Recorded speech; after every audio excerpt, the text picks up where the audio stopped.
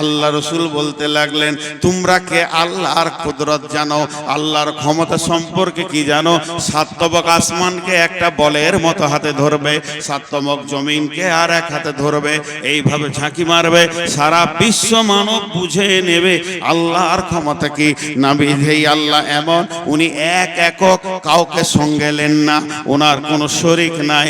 ওই আল্লাহ কেমন? আল্লাহর একটা গোলাম আছে, বলবে সুর ফুঁকে দে, বিশ্ব ভূমণ্ডল ভেঙে চুরমার হয়ে যাবে। তারই ভিতরে যাকে ইচ্ছা তাকে বাঁচিয়ে রাখবে, তাকে মারবে না, সে ধ্বংস হবে না। দ্বিতীয় সুর যখন ফুরা হবে, সারা বিশ্বটা ধ্বংস হয়ে যাবে। তারপরে আবার আল্লাহ সবগুলোকে দাঁড় করাবেন। কেমন কুদরত! ধুলিসাৎ হয়ে গেল, নিশ্চিহ্ন হয়ে গেল, পিপুলিকার মতো একটা দেখা যাচ্ছে না, আবার সবগুলোকে কুদরতের হুকুমে এক জায়গায় দাঁড় করাবে। তাদের হিসাব নেবে, তাদের কাছ থেকে নেবে রসুলের মতো চেহারা, তাদের কাছ থেকে নেবে ভালো আমল, এরপরে তাদেরকে জান্নাতে জাহান্নামে দেবে, সার্টিফিকেট দেবে। আমার আল্লাহ এমন কুদরতি ক্ষমতা আছে, মানুষের দিলে এমন একটা রিয়াকশন দিয়ে দেবে, ওরা নিজেই বুঝে নেবে আমি কি করে এখানে এসে হাজির হলাম। তারপরে আল্লাহ ফেরেশতাদেরকে বলবে, কাফেরদেরকে হাঁকি নিয়ে গিয়ে জাহান্নামে ভরে দাও, আর জান্নাতীদেরকে আদর করে নিয়ে গিয়ে জান্নাতে ভরে দাও।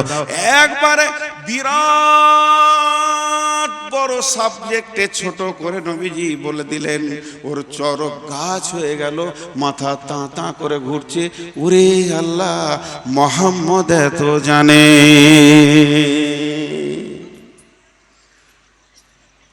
জি ভাই, আমরা নিজেদেরকে ভাবি না। আর দুটো আয়াত বলবো। يسألونك عن الساعة أيان مرساها فيما أنت ذكراها إلى ربك منتهاها। আবার আল্লাহ রসুলকে প্রশ্ন করা হতো, সেই কিয়ামত কবে হবে? ইয়াসআলুনাকা আনিস সাআতি আইয়ানা মুরসাহা, হে নবী বলে দাও কিয়ামত কবে হবে। আল্লাহর নবী বলছেন, যে ব্যাপারে তোমরা জিকির করছো এই ব্যাপারটা এটা নয়, এই ব্যাপারটা আছে ইলা রব্বিকা মুনতাহাহা। এটা কবে শুরু হবে তো রবের কাছে আছে ডেট, তারিখ, সময় নির্দিষ্ট করা আছে। ইল্লা কান্নাহুম ইয়াউমা ইয়ারাউনাহা লাম ইয়ালবাসু ইল্লা আসিয়াতান আও দুহাহা। এটা যেদিন হবে, তোদেরকে যখন দাঁড় করানো হবে, তোরা কিয়ামতের মাঠে দাঁড়িয়ে বলবি, আমি দুনিয়াতে এক বেলা ছিলাম, কিংবা এক সকাল এক সন্ধ্যা ছিলাম, বেশি দিন আমি দুনিয়া করিনি।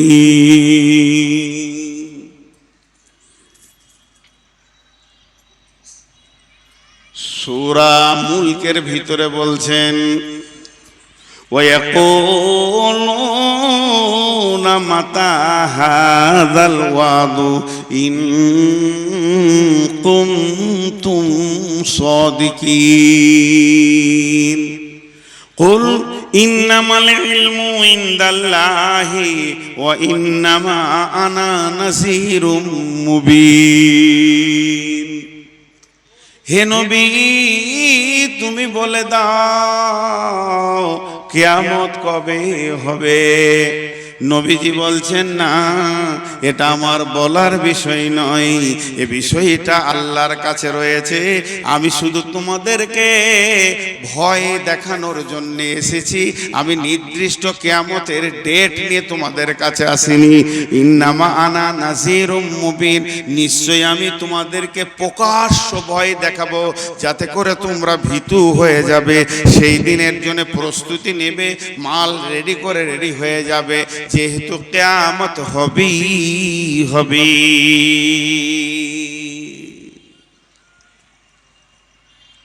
আমার ভূমিকা শেষ। ভূমিকাটাকে আমি 1 মিনিটে গোটাবো। 1 মিনিট লাগবে না, 30 সেকেন্ড। এতক্ষণ আমি যা বললাম তাতে করে একটা বহির প্রকাশ হলো, কিয়ামত হবেই।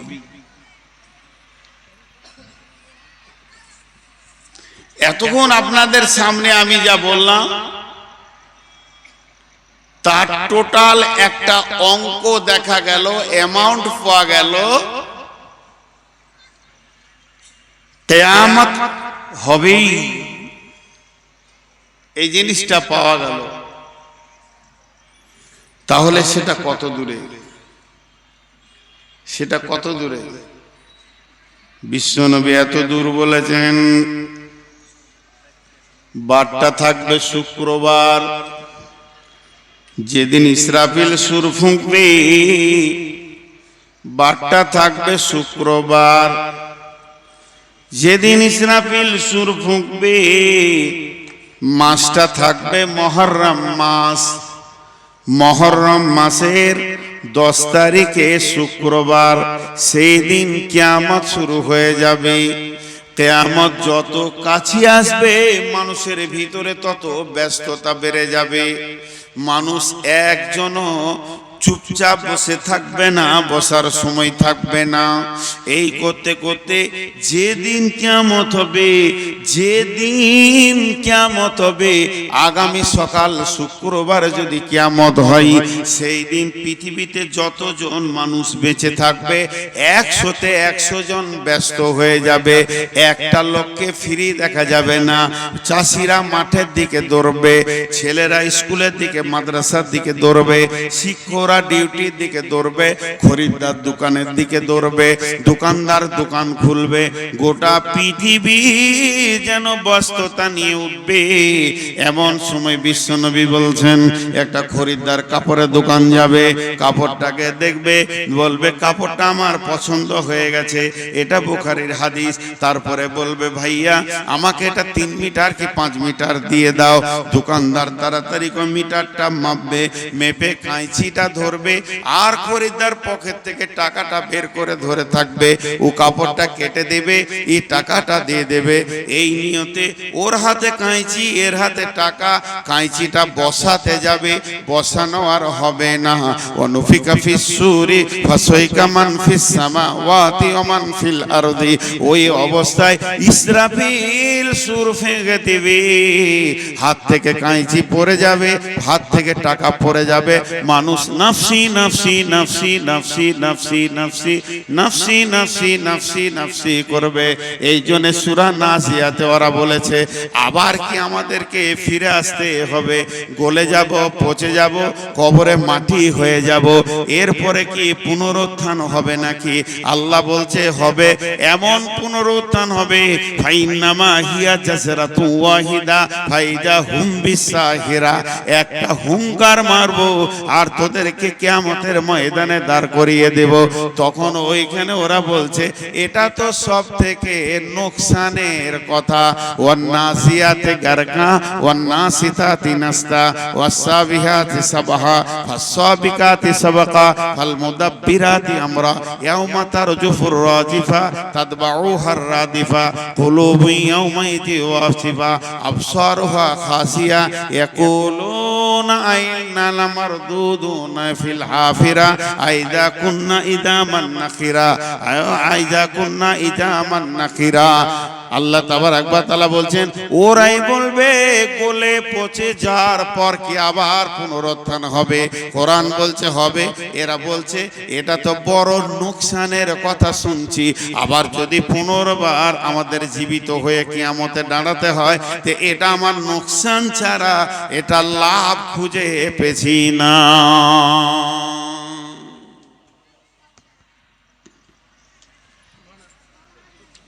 কি হয়েছে? বলছিলাম কি, মৌলানা মুফতি রাইহান উনি 3,70,000 কথা বলেন মোবাইল। আমি বায়ানের মাঝে কি করে তো করবো? তাহলে আমি কালেকশন শুরু করে দিই। আপনারা যা বলবেন আমি শুনবো, কারণ আপনারা কমিটি। আমি এতটুকু আপনাদের কথার বাইরে যাব না।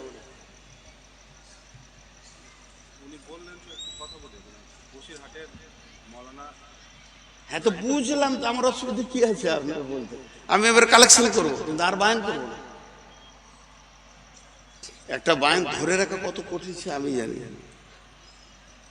কত কষ্ট এটা আমি জানি, কিন্তু আমি জালসা শেষ হয়ে যাবে 5 মিনিটের মধ্যে। আমাকে দোষ দিবেন না, কারণ এই কদিন আগে আব্দুর রহমানের সাথে এই ঝামেলাই হয়েছে, সভাপতি আদায় করতে বলেছে, লোক উঠে চলে গেছে। আমি এই তো বায়ান শুরু করলাম মাত্র, এখন তো হাদিসটা এবার শুরু করব। আমি কিন্তু আদায় শুরু করব। আসসালামু আলাইকুম। জি ভাই ভালো আছি। আপনি মুফতি সাহেব মানুষ, আবার থেকে অনেক আপার লেভেলের মানুষ, আপনি আমার শিক্ষিত শিক্ষক মানুষ, তা বায়ানের মাঝে ব্রেক করা ভাই যে কত কষ্ট। এই মাত্র 20 মিনিট হলো, আর মাঝে যদি আমি এই ব্রেক করি, আপনি তো আলেম মানুষ।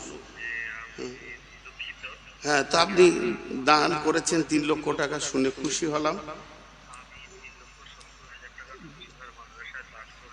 আচ্ছা আচ্ছা আচ্ছা, হ্যাঁ জি জি ঠিক আছে, দোয়া করবো। ফোনটা কাটে।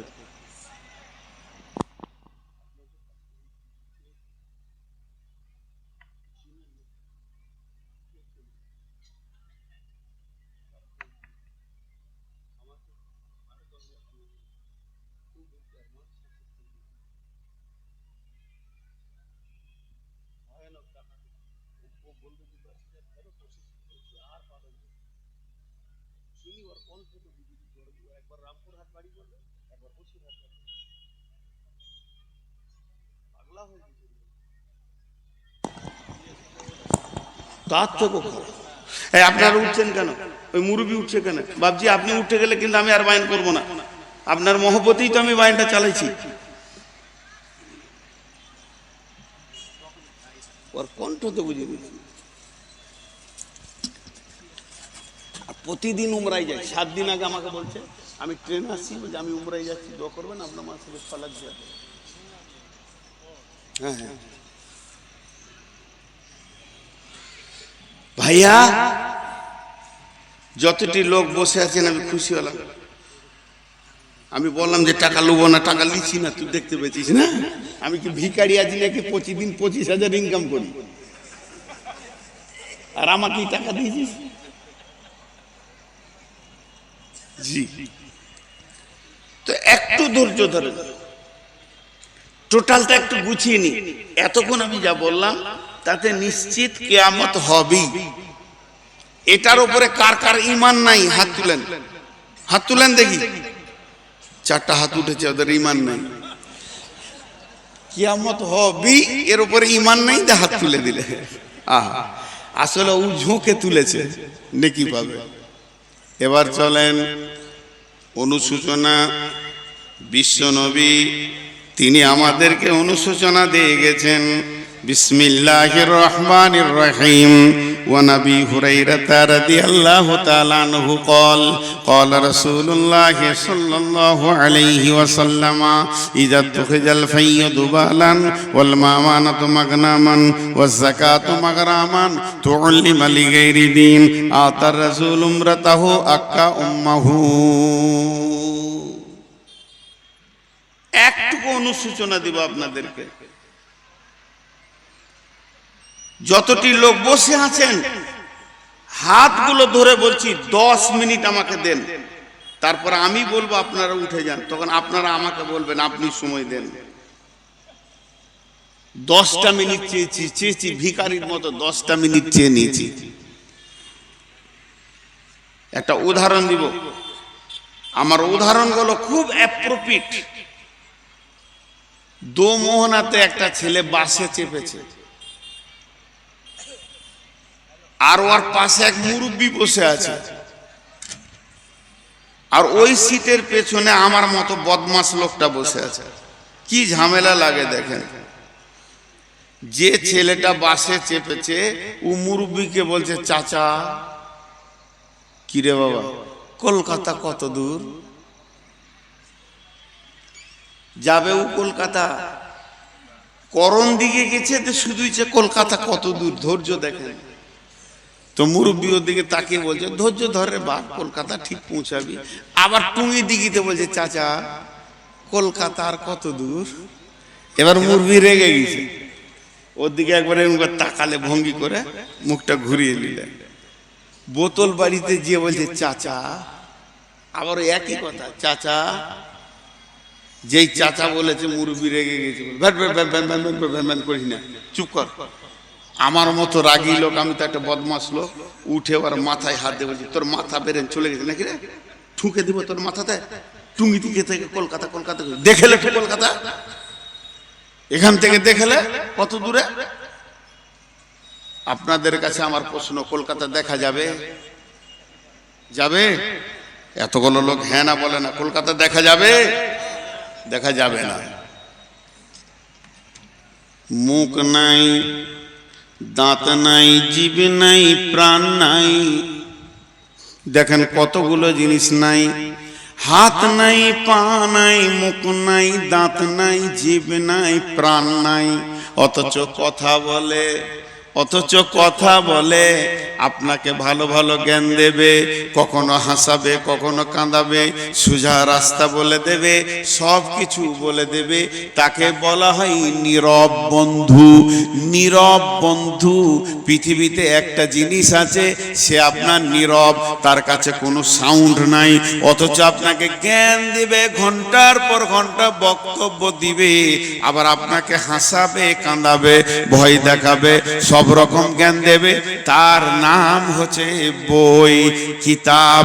হাত নাই, পা নাই, জিভ নাই, চোখ নাই, প্রাণ নাই, যখনই পাতা খুলবেন আপনাকে পাতায় পাতায় জ্ঞান দেবে, আপনাকে হাসাবে, ভালো জান্নাতের কথা শোনাবে, জাহান্নামের কথা শুনিয়ে কাঁদাবে, কবরের খবর দিয়ে আপনাকে ভয় দেখাবে, আপনার জিন্দেগির রাস্তাটা শুরু হয়ে যাবে।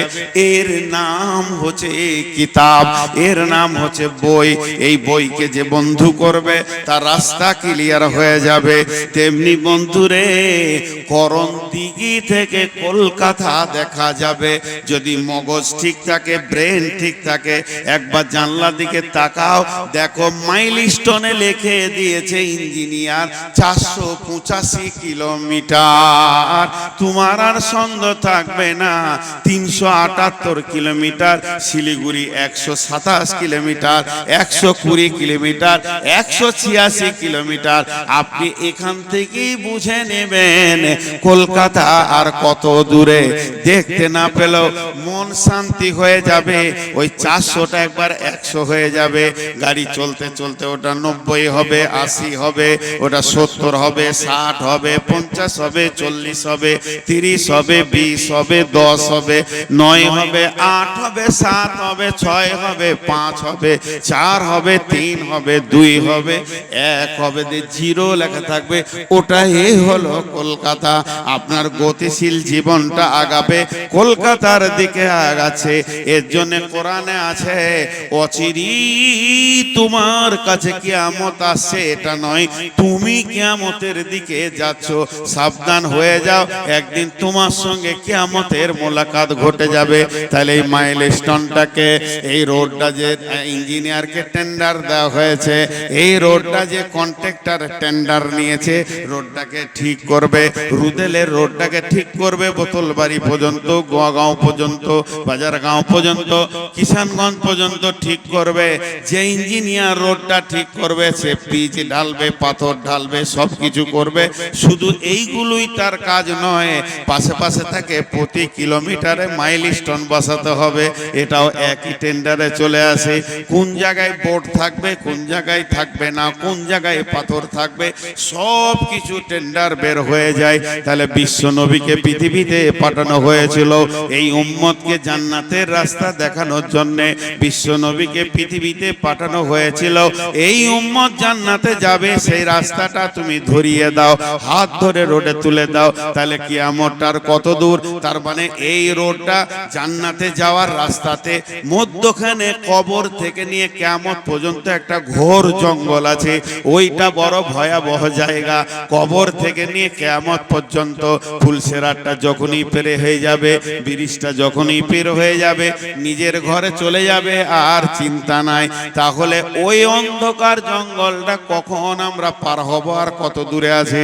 বিশ্বনবী বলে দিয়েছেন, ইঞ্জিনিয়ার বলে দিয়েছেন, আল্লাহ রোডে টেন্ডার কন্ট্রাক্টর বলে দিয়েছে, খামসা আসারা খাসলাতান মিন উম্মতি, খামসা আসারা খাসলাতান মিন উম্মতি, মিন উম্মতি, মিন উম্মতি, মিন উম্মতি, মিন উম্মতি, মিন উম্মতি মুখস্থ করলেন। নবীজি বলছেন 15টা জিনিস যখন আমার উম্মতের কাছ থেকে তোমরা পাবে, 15টা জিনিস যখন আমার উম্মতের কাছ থেকে পাবে। নবীজি ইহুদির কথা বলেনি, নাসারার কথা বলেনি, শিখের কথা বলেনি, পাঞ্জাবির কথা বলেনি, মাজুসির কথা বলেনি, অগ্নি পূজকের কথা বলেনি, মূর্তি পূজকের কথা বলেনি, ব্যানার্জির কথা বলেনি, চ্যাটার্জির কথা বলেনি। পৃথিবীতে যত জাতি আছে সবাইকে ছেড়ে দিয়ে নবীজি নিজের উম্মতের কথা বলেছে। হযরতে আবু হুরায়রা বর্ণনা করছেন, আল্লাহর নবী বলেছেন, হে বিশ্ববাসী রে, আমার উম্মতের কাছ থেকে যখন 15টা জিনিস দেখতে পাবে, 15টা জিনিস দেখতে পাবে, জেনে নাও কিয়ামত কাছিয়ে গেছে। এইটা আজকে আমার বাণী।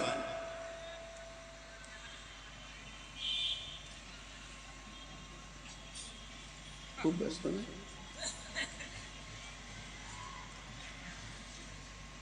কানে ঢুকছে না। কি হবে সমাজ চিন্তা করে। ওর কানের কাছে একটা বক্তা বকছে, ওর মোবাইল চালাইছে, ফেসবুক চালাইছে না ইউটিউব চালাইছে না কি সেট করছে। জাতি নষ্ট হয়ে গেছে।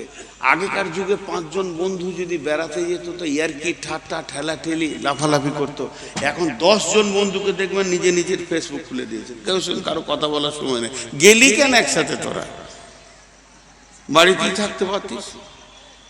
একসাথে জোয়ার মানেটা কি? একটু গল্প করব, মত বিনিময় হয়। ও মোবাইলটা খুলে দে, মনে মনে করছি তুই আবার কোন বক্তা? বড় বক্তা তো আমার হাতেই আছে।